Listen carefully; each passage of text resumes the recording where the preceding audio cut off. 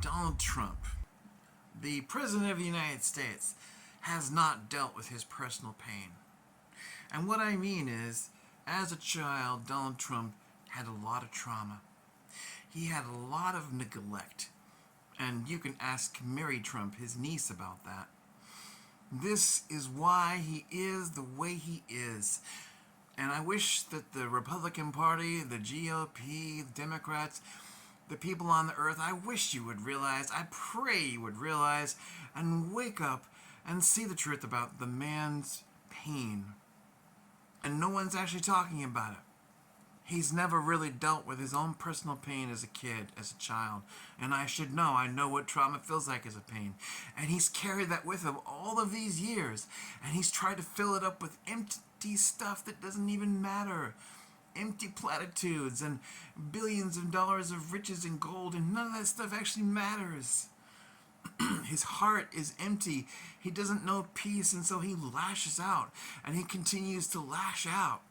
And now his mind is frail. And now he has dementia, just like his father. And nobody's talking about that. Nobody's talking about, even for a man who's committed so many painful acts against the United States of America and thinks that most of America is somehow the enemy of America, you aren't even trying to at least consider, for a person who's done all these heinous things, at the very least, some of you must have some compassion and empathy to freaking stop this. Stop this. Get him medical help right now. Get him out of the Oval Office right now. And put someone else in. If J.D. Vance wants to take over, that's perfectly fine. But you know what? The whole entire administration doesn't even care about the other people in this United States. You guys are saying things and doing things that are awful and terrible and un-American. Telling other human beings that people who are going to help and show up at these protests are somehow the criminal and they somehow hate America. And that's not what's happening.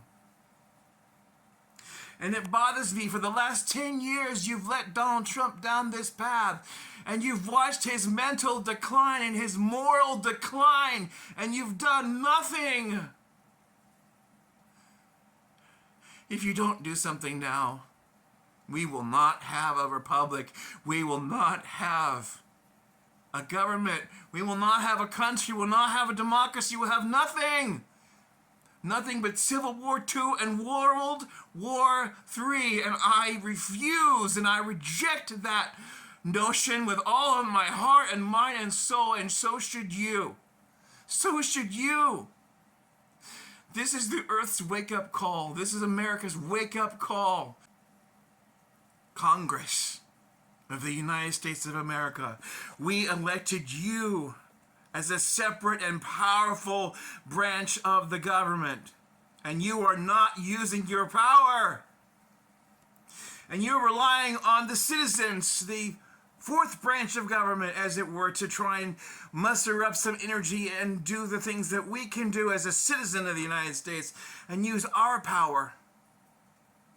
But so much of us are afraid to use our power because you're trying to use military and guns and weapons and court and crime and all sorts of and locking people up and trying to destroy their lives and telling stories about them online over and over and over again. And then you think that you can destroy the people's mind and will and heart and soul doing that. And you think somehow maybe you're trying to save America, and you think you're trying to bring it back to some kind of a glorious age. But that is not the America that I believe in. That is not the America that I know, that I was taught as a child to believe in.